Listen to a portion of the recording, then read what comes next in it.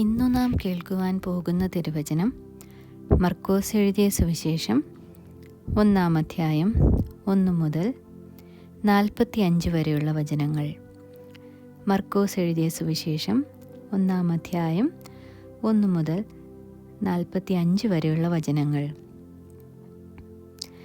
ദൈവപുത്രനായ യേശുക്രിസ്തുവിൻ്റെ സുവിശേഷത്തിൻ്റെ ആരംഭം.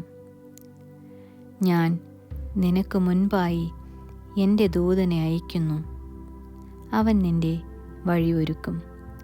കർത്താവിൻ്റെ വഴി ഒരുക്കുവിൻ, അവൻ്റെ പാത നിരപ്പാക്കുവിൻ എന്ന് മരുഭൂമിയിൽ വിളിച്ചു പറയുന്നവൻ്റെ വാക്ക് എന്നിങ്ങനെ യെശയ്യാ പ്രവാചകൻ്റെ പുസ്തകത്തിൽ എഴുതിയിരിക്കുന്നത് പോലെ യോഹന്നാൻ വന്നു മരുഭൂമിയിൽ സ്നാനം കഴിപ്പിച്ചും പാപമോചനത്തിനായുള്ള മാനസാന്തര സ്നാനം പ്രസംഗിച്ചും കൊണ്ടിരുന്നു.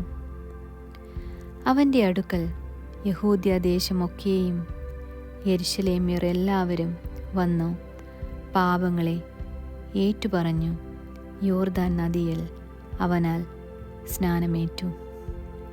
യോഹന്നാനോ ഒട്ടകരോമം കൊണ്ടുള്ള ഉടുപ്പും അരയിൽ തോൽവാറും ധരിച്ചും വെട്ടുക്കിളിയും കാട്ടുതേനും ഉപജീവിച്ചും പോന്നു.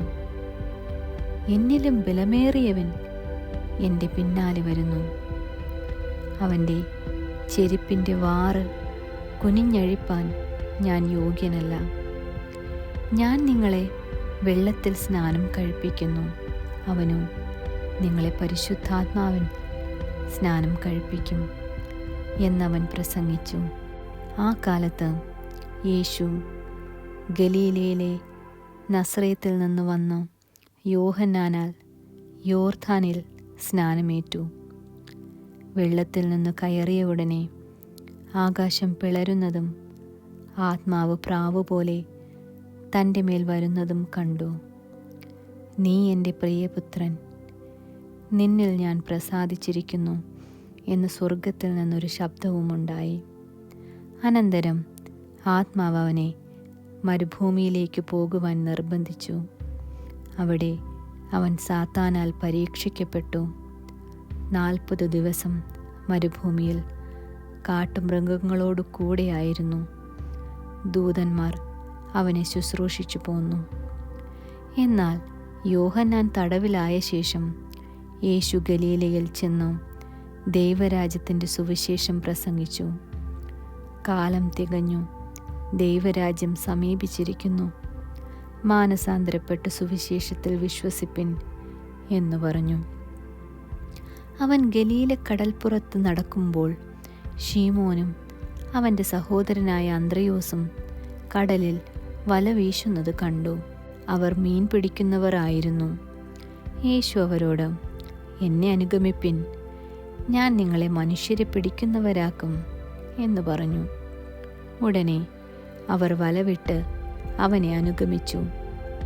അവിടെ നിന്ന് അല്പം മുന്നോട്ട് ചെന്നപ്പോൾ സെബദിയുടെ മകനായ യാക്കോബും അവൻ്റെ സഹോദരനായ യോഹന്നാനും പടകിലിരുന്നു വല നന്നാക്കുന്നത് കണ്ടു.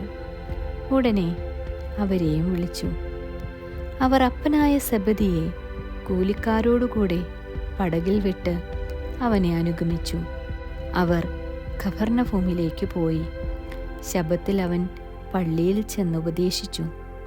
അവൻ്റെ ഉപദേശത്തിങ്കൽ അവർ വിസ്മയിച്ചു. അവൻ ശാസ്ത്രിമാരെ പോലെയല്ല, അധികാരമുള്ളവനായിട്ടത്രേ അവരെ ഉപദേശിച്ചത്.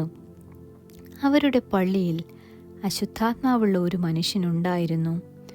അവൻ നിലവിളിച്ചു, നസ്രയനായ യേശുവേ, ഞങ്ങൾക്കും നിനക്കും തമ്മിൽ എന്ത്? ഞങ്ങളെ നശിപ്പിക്കുവാൻ വന്നുവോ? നീ ആരെന്ന് ഞാൻ അറിയുന്നു, ദൈവത്തിൻ്റെ പരിശുദ്ധൻ തന്നെ എന്ന് പറഞ്ഞു. യേശു അതിനെ ശാസിച്ചു. മിണ്ടരുത്, അവനെ വിട്ടുപോ എന്ന് പറഞ്ഞു. അപ്പോൾ അശുദ്ധാത്മാവ് അവനെ വലിച്ചിഴച്ച് ഉറക്കെ നിലവിളിച്ച് അവനെ വിട്ടുപോയി. എല്ലാവരും ആശ്ചര്യപ്പെട്ട്, ഇതെന്ത് ഒരു പുതിയ ഉപദേശം! അവൻ അധികാരത്തോടെ അശുദ്ധാത്മാക്കളോടും കൽപ്പിക്കുന്നു. അവ അവനെ അനുസരിക്കുകയും ചെയ്യുന്നു എന്ന് പറഞ്ഞു. തമ്മിൽ വാദിച്ചു കൊണ്ടിരുന്നു. അവൻ്റെ ശ്രുതി വേഗത്തിൽ ഗലീല നാടെങ്ങും പരന്നു. അനന്തരം അവർ പള്ളിയിൽ നിന്നിറങ്ങി യാക്കോബും യോഹന്നാനുമായി ശീമോൻ്റെയും അന്ത്രയോസിൻ്റെയും വീട്ടിൽ വന്നു. അവിടെ ശീമോൻ്റെ അമ്മായിയമ്മ പനി പിടിച്ചു കിടന്നിരുന്നു. അവർ അവളെക്കുറിച്ച് അവനോട് പറഞ്ഞു. അവൻ അടുത്തു ചെന്ന് അവളെ കൈക്ക് പിടിച്ചെഴുന്നേൽപ്പിച്ചു. പനി അവളെ വിട്ടുമാറി. അവൾ അവരെ ശുശ്രൂഷിച്ചു. വൈകുന്നേരം സൂര്യൻ അസ്തമിച്ച ശേഷം അവർ സകലവിധ ദീനക്കാരെയും ഭൂതഗ്രസ്തരെയും അവൻ്റെ അടുക്കൽ കൊണ്ടുവന്നു. പട്ടണമൊക്കെയും വാതിൽക്കൽ വന്നുകൂടിയിരുന്നു.